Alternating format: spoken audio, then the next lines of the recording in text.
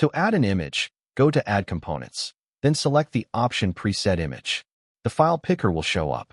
These images you can see here are sample images from the Watch Face Studio, but you can add your own images if you wish. As this is just a demonstration, I'll use these ones. Once you pick the image, click on Open to set it. Done, the image was added to the watch face. The image component has the same settings we already checked on previous videos. You can resize it, lock the aspect ratio, use the preset placement options, rotate it, tint it, and even set a palette slot color to it. The only different setting it has is the image appearance. While the color setting allows you to tint the component by using the multiply blending mode, the image appearance setting allows you to apply an HSB filter to the image. That is, you can change the hue, saturation, and/or the brightness/lightness of the image pixels instead of tinting them. You can also set the image opacity using this filter. Now let's say you added your image. You have set all the settings and logic to it, but you didn't like the image, you want to change it. You can add a new image, just like we did before, and reapply all the settings and logic one by one. Or you can simply replace this component source with another one. To do that, select the component, do a right-click on it, and then click on Swap Media. Now select the new image you want to replace this one with, and done. You change the media without losing any setting or logic applied to it. Now let's pretend that this image is the background of our watch face, and you want to give the user more options besides this one. For that, you can add some styles. To do that, make sure the image is selected, then go to the Style tab on the right sidebar. In here you can see the style group.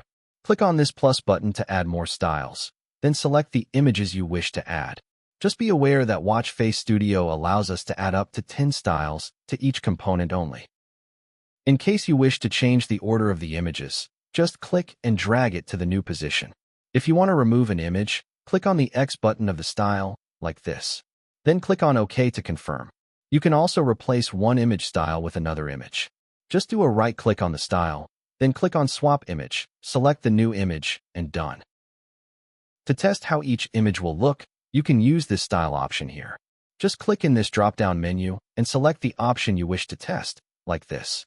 Okay, but styles are customizations that the user can set using the watch or the phone editor screen. In other words, every time the user wishes to change the style, it will be necessary to open the editor screen. In case you want to provide the user a faster way, you can add an action to the image component. For that, make sure the component is still selected, then go back to the Properties tab. Down here you can find the action group. Click on the arrow to expand it, then check the Apply Action checkbox by clicking on it. A couple of options will show up when you do that. In here you can select how the user can interact with the component. For now, the watch face format only provides us the tap option, so you cannot change this option here. The action option sets what will happen when the user clicks the component. We have two options for images, Open App and Change Media. I'll cover the Open App option in another video. For now, let's select the Change Media option. This will give us more settings. In here you can manage the images. To add an image, simply click on this plus button, then select the image you want. You cannot select multiples at once, so you will have to repeat the process to add all images you wish to. In case you want to replace an image, just click on it and select the new image. In case you want to delete an image, click on the X button of the corresponding image. Just like the Styles option, WFS only allows us to add up to 10 images here. To test it out, click on the play icon down here, then click on the image preview to simulate a tap.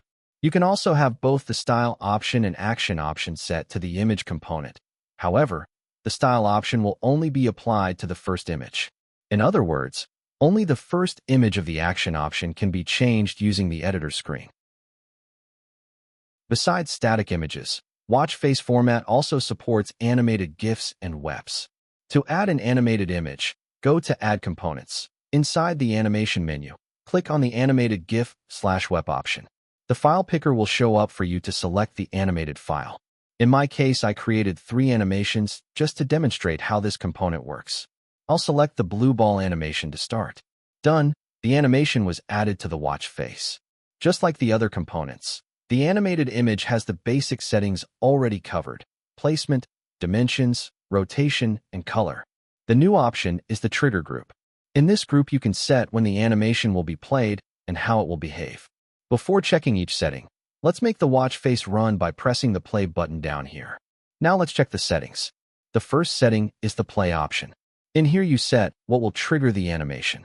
The watch face on triggers the animation when the watch face normal mode is displayed. That is, when the user switches from AOD to normal mode, when the screen turns on, or when the users navigate from an app to the watch face. The tap option will play the animation only when the user taps the image. The other three options are time-based. That is, the animation will be triggered when the time changes. You can choose to play the animation when the second changes, when the minute changes, or when the hour changes. To save battery, the animation will only be played when the screen is on. To help this demonstration, let's set the animation to play only when I tap it. And let's tap the component in the preview to play it. The second setting we have is the delay option. As the name says, it will add a time delay to the animation start. For example, if I set it to 2 seconds and tap the animation, it will only play after 2 seconds.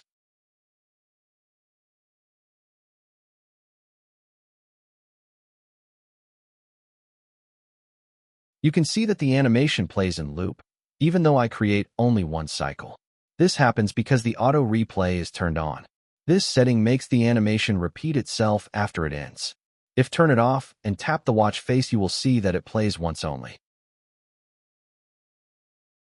The animation still has the 2 seconds delay, but it plays only once.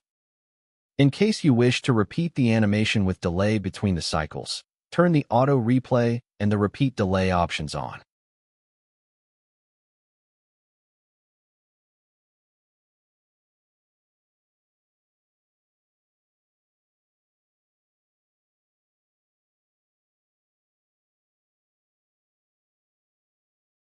To demonstrate the other options better, I'll set the animation to be triggered when the watch face goes on. Now let's test it. The animation is already running, but when I go to AOD mode, it pauses. When I go back to normal mode, the animation starts again from 0. In case you want the animation to continue from where it paused, turn the resume playback setting on. Now it will be resumed when I switch from AOD to normal mode. This gives a more natural transition. The other two options are to hide the animation. To hide the animation once it finishes one cycle, you need first to turn off the auto replay setting and then check the hide after finished option. Now if I play it again, it will be hidden once it ends the cycle.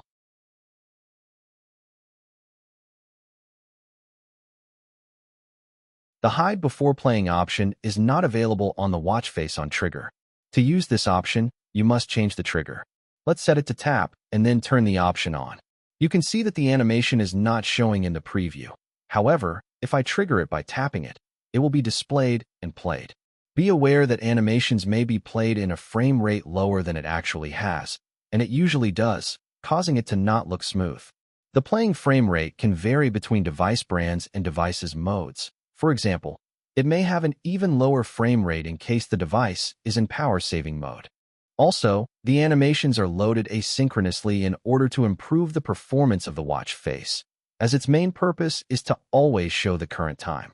It means that the animation may take some time to be loaded and run the first time the user adds the watch face, and while it is not loaded, no image is displayed. To help with that, you can add a thumbnail. Thumbnails are used in places where the animation does not run, for example, in the watch face picker screen, the editor screen, and on the watch's phone companion app. By default, the watch face format will use the first frame of the animation as a thumbnail for those cases. But you can also set the thumbnail to be used while the animation is being loaded. This way you will have an image instead of nothing.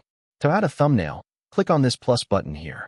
Confirm this message by clicking on OK, then select the image you want to use. Done. You've added a thumbnail. To force the thumbnail to be used before the animation is loaded or played, you need to check this box here. In case you do not check it, the first frame will be used instead, but once again, it may take some time until something is rendered while the animation loads. Just like the regular image component, you can add styles to the animated component. Just follow the same process. Go to the Style tab, click on the plus icon, select the image, and done. If you go back to the Properties tab, you will see that now you have one extra thumbnail slot for each animation style you've added. In my case, I added one style, so just one extra slot. You can also set the tap action, again, With the same steps as before, expand the action group, click on Apply Action, select Change Media, and then add the extra animation. Just like the image component, you can combine the styles and actions images. Just remember, the style only applies to the first animation. You can also create an animation on Watch Face Studio using a sequence of static images. For that, go to Add Components. Inside the Animation menu, click on the Image Sequence option. The file picker will show up for you to select the images you want to use to create the animation. To demonstrate how this component works, I created 6 images to create a pendulum animation. I'll select just the first 3 images for now. Once you've selected the images, a message pop-up will show up informing you that the animations created by this component are limited to 15 frames per second. Click on OK to continue. Just like the other components, the image sequence component has the same basic settings already covered. It also has the trigger group that the animation component has. It works exactly the same, so I won't explain the group settings again to not be repetitive. The only thing worth mentioning about the trigger group is that, different from the animation component, this one will load each image as a separate file. It means that, even though it might take some time to start playing, the first image will be loaded almost instantaneously, so thumbnails may not be required here. But you can use it if you wish. It will work the same way. Different from the animation component, you cannot set a style nor a tap action to change the media. As you can see here, these options are not even shown for us. Okay, but how does it work? It basically shows and hides each image you added one after another. To play the animation, click on the play button down here. To check what images this component has, click on this arrow here. It will open a new tab. In here you can see the images you've added. For each image, you will have a frame input. This input determines how many frames this image will repeat in the sequence. For example, they are all set to 1. This means that the image sequence is 1, 2, 3. If you set the second image to 2, the new image sequence will be 1, 2, 2, 3. In other words, the second image will play twice. If you set all of them to 2, all of them will be played twice. The sequence would be 1, 1, 2, 2, 3, 3. As the image sequence component always sets the FPS to 15, setting all frames to 2 will make the animation run slower.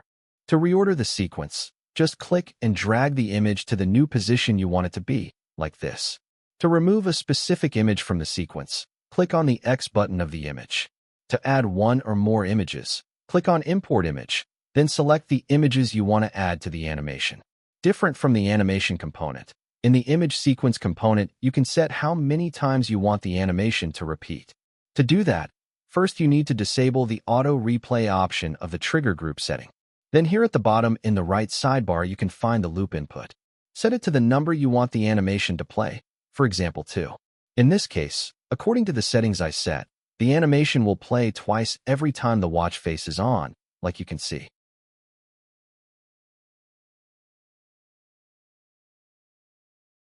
Animations will consume way more battery than static images. Avoid adding many animations to your watch face. If possible, set them to run only when the user taps the watch face or every hour. The more frames the animation has, the more processing it requires. And as I said before, some devices will limit the number of frames used in watch faces. Go for animations that use 15 or fewer FPS. Animations are loaded asynchronously. Adding thumbnails provides a better experience for the user, as they will be visible while the animation file loads. In case you do not add a thumbnail, nothing will be displayed until the animation finishes loading. Images files are drawn completely. If part of your image is not visible, crop the file before adding it to the watch face. It improves performance and saves battery as it requires less processing. You can still have parts outside the visible area, just don't exaggerate. Crop transparent pixels around the edges. Even transparent pixels are calculated and drawn. Removing them saves battery and improves performance. Avoid resizing the image inside the watch face studio. Images will be loaded as you add them. All the resizing you do will have to be calculated when the image is drawn. Add the image as it will be displayed. For example, don't add a 20 by 20 pixel image and resize it to 10 by 10 pixels inside WFS. Instead, Resize the image to 10 by 10 pixels using an image editor, and then add the already modified image. The same for the other way around. Don't add small images and then scale them up. They will not only lose resolution, but they will also consume battery and performance. The same rule goes for transformations. If you can rotate, tint, or change the aspect ratio of the image beforehand, it is better. If more than one image is drawn together and they do not have individual setting, consider combining them into one image beforehand. Different from tap actions that loads all images added, images from styles are loaded only when the user selects them. By using styles, you save memory and battery, as the watch face will not need to keep listening for incoming tap events. That's all for this video. I'll leave 2 links for official documentations about optimization in the description in case you want to check.